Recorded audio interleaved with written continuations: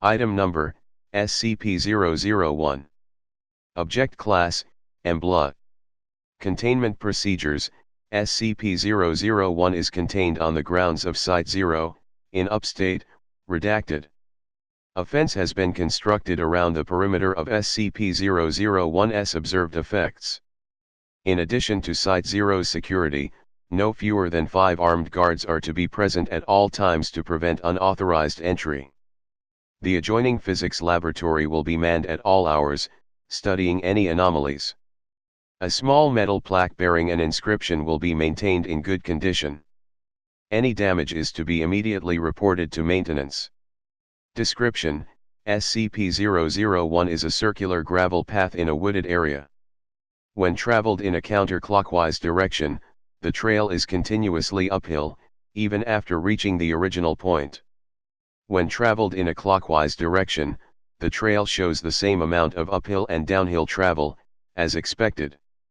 Level 5 clearance is required to access SCP-001's experiment log.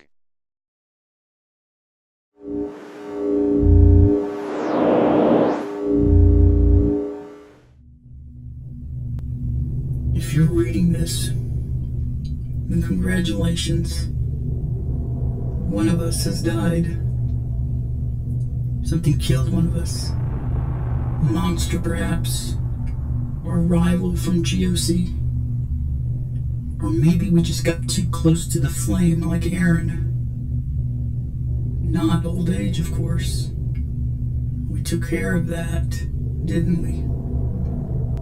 Anyway, one of the old guard is gone. Maybe Jason. Maybe Agnes. Hell, I'd be surprised if I wasn't the next one to die. I always was the most expendable. I'm gonna write this as though you were a human being.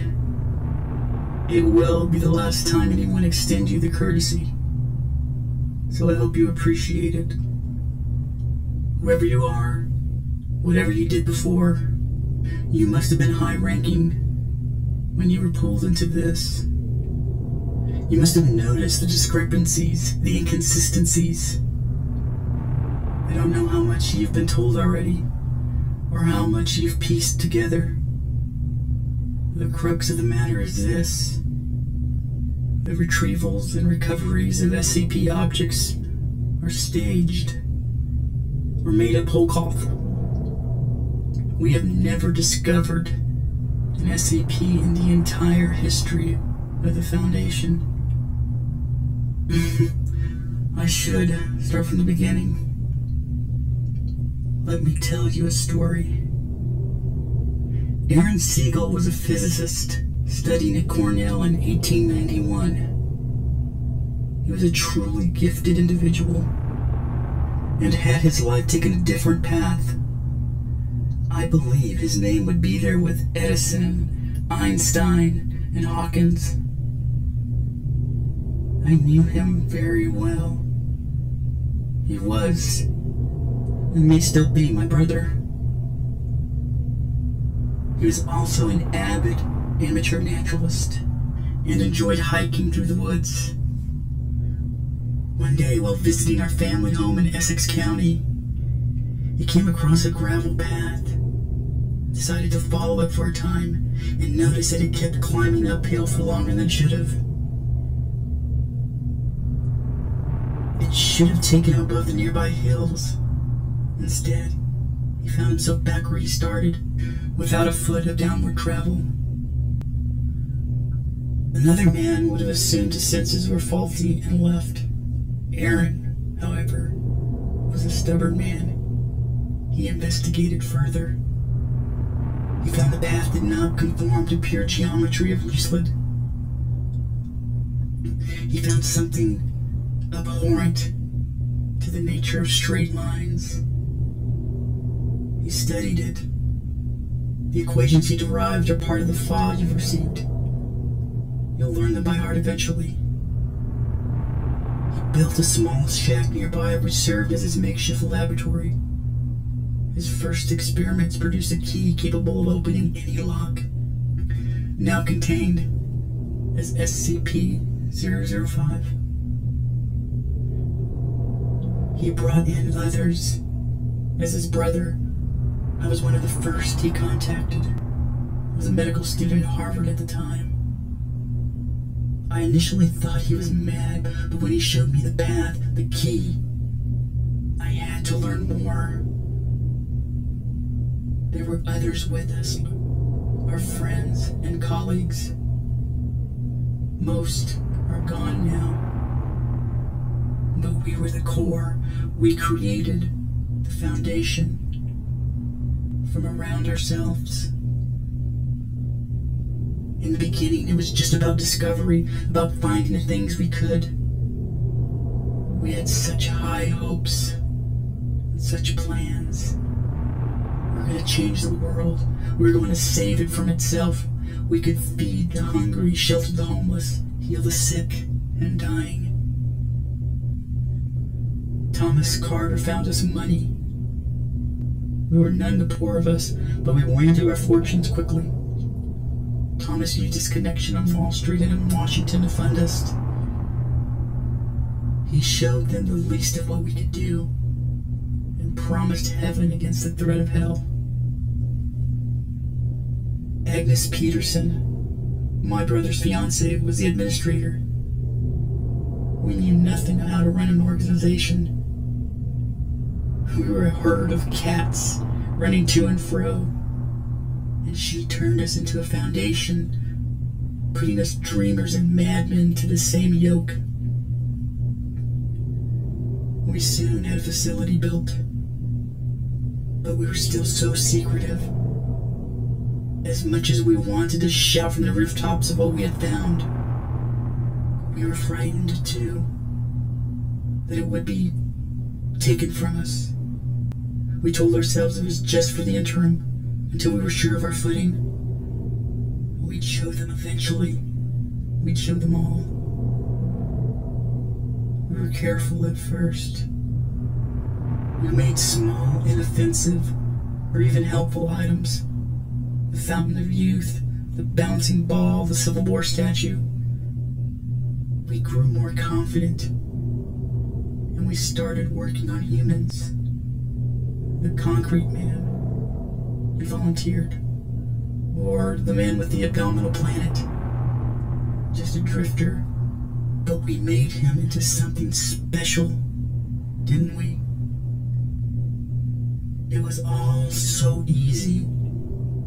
Perhaps it seems absurd to get too many things from the next little break in reality, but it all flowed. One discovery to the next. It almost seemed like something was helping us along the way.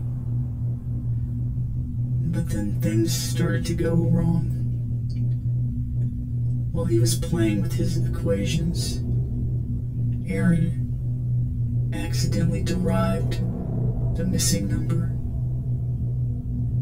In my laboratory, I found I had made the zombie plague. But we were too invested in our projects, so we pushed ahead. Then came the pipe nightmare and the stairwell. We knew we would need more help. Thomas showed what we'd done to the military. Told them we'd found these things, discovered them.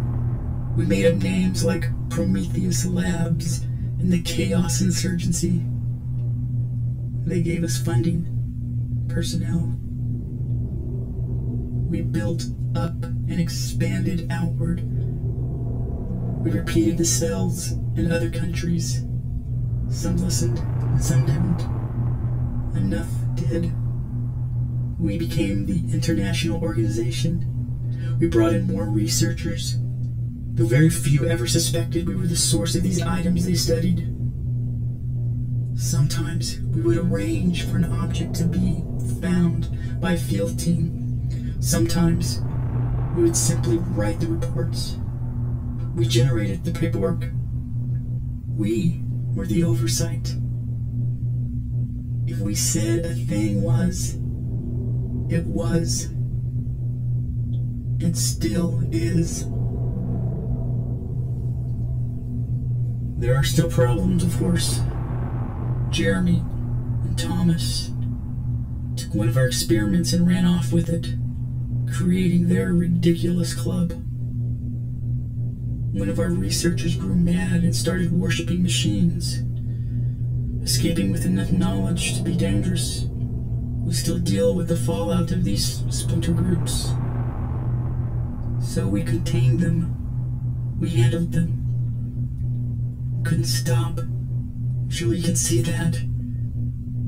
Rather than more cautious, we grew bolder.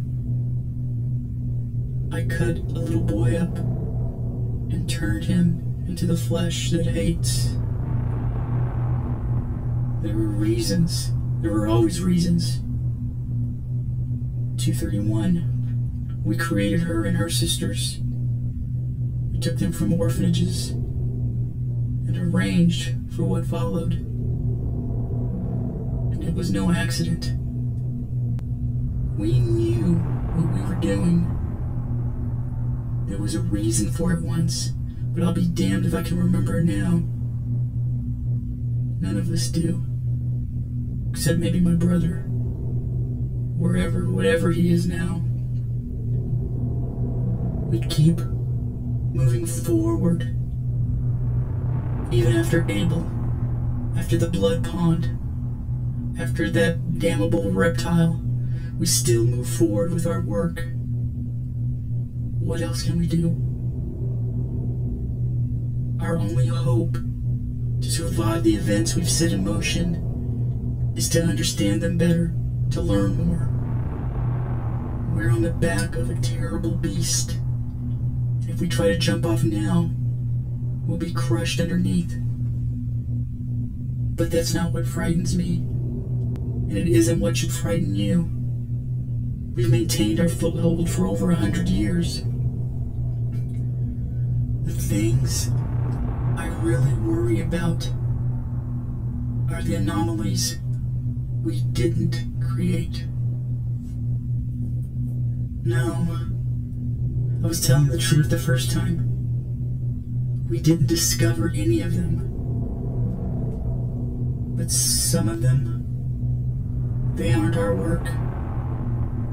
They just were one day. They were in containment. And they'd always been in containment. Don't you see?